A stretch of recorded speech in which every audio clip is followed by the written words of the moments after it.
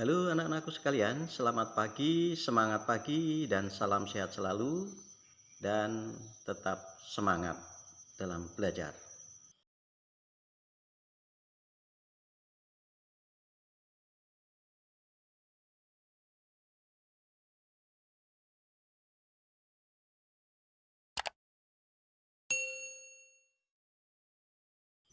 Ya, baik anak-anakku sekalian, pada kesempatan ini kita akan melanjutkan pembelajaran tentang perkembangbiakan pada tumbuhan. Ya, pada video yang lalu kita sudah membicarakan tentang perkembangbiakan tumbuhan dengan cara mencangkok. Nah, anak-anakku sekalian, pada kesempatan ini kita akan membicarakan tentang perkembangbiakan tumbuhan dengan biji. Ya, baik. Anak-anak sekalian, sebagian besar tumbuhan itu berkembang biak dengan biji. Ya, tumbuhan dewasa akan berbunga dan akan menghasilkan buah. Nah, di dalam buah itu terdapat biji. Ya, seperti biji mangga, biji rambutan, biji semangka, biji manggis, dan sebagainya. Nah, biji berkembang menjadi tanaman baru. Jadi kalau kita makan buah, kemudian ada bijinya, biasanya bijinya ini kita buang ya. Nah, kemudian kita buang ke tanah dan dia akan tumbuh menjadi tanaman baru. Nah, tanaman baru ini tumbuh menjadi dewasa dan akan berbuah. Nah, jadi kembali lagi. Tadi dari biji, kemudian biji menjadi tanaman baru dan dewasa dan akan berbuah. Nah, perputaran tahapan perkembangan tersebut itu membentuk sebuah siklus atau yang disebut dengan daur hidup. Nah, kita perhatikan ya di sana kita perhatikan ya. Nah, ini adalah gambar biji ya, gambar biji pada buah ya. Nah, di dalam biji itu ada embrio atau yang disebut dengan calon tumbuhan baru, embrio.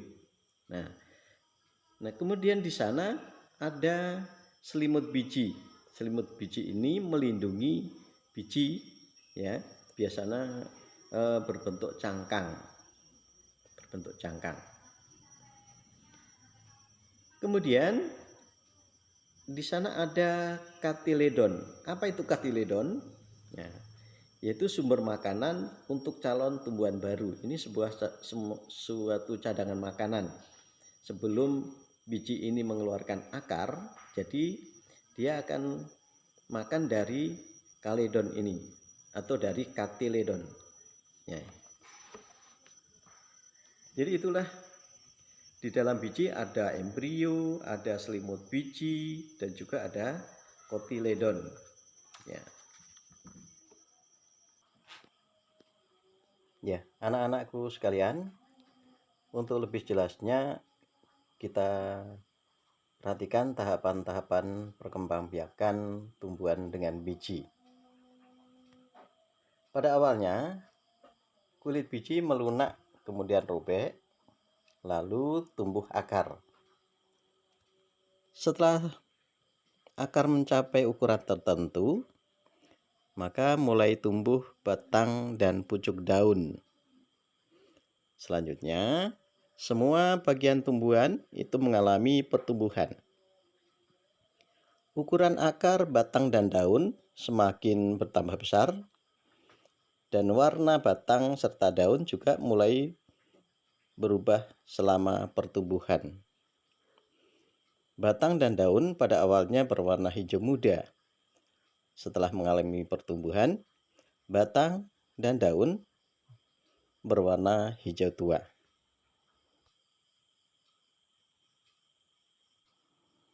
Ya, anak-anakku sekalian, selain dengan biji, tumbuhan berkembang biak juga dengan tunas.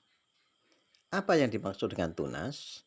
Nah, yang dimaksud dengan tunas adalah anakan yang tumbuh di dekat tumbuhan induknya. Nah, ada tunas yang tumbuh di daun induk. Sebagai contoh misalnya tanaman cocor bebek. Nah, salah satu tumbuhan yang bertunas adalah pisang dan cocor bebek. Tunas pada pohon pisang itu tumbuh dari batang yang ada di dalam tanah. Tunas pisang ini tumbuh menjadi tumbuhan yang baru di sekitar induknya.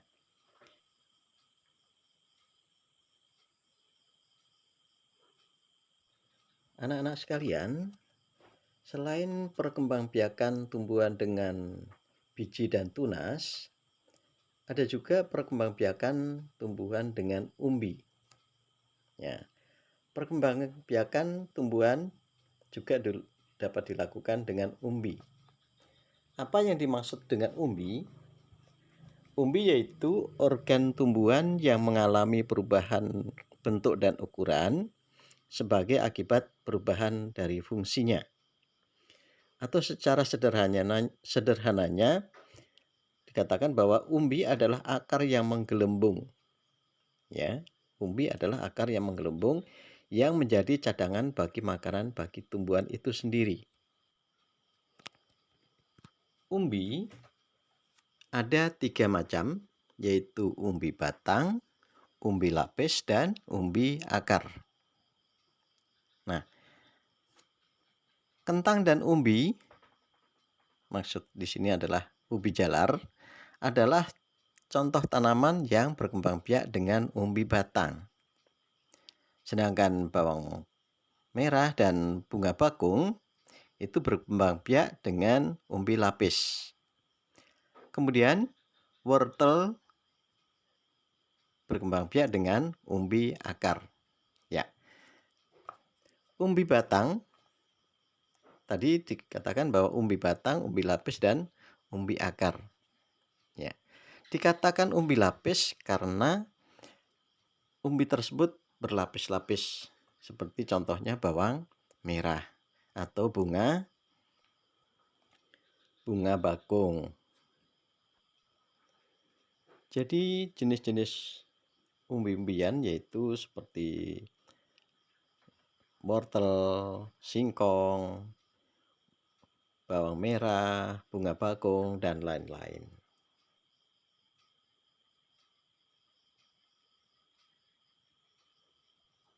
Baiklah anak-anakku sekalian, tadi kita sudah membicarakan tentang perkembangbiakan dengan biji, dengan tunas, dan dengan umbi. Berikutnya yaitu perkembangbiakan dengan spora. Ya, dengan spora. Spora ini bentuknya bintik-bintik berwarna coklat dan dia akan melepaskan diri jika terkena angin, tiupan angin, dan akan jatuh ke batu, ke batang maupun ke tanah.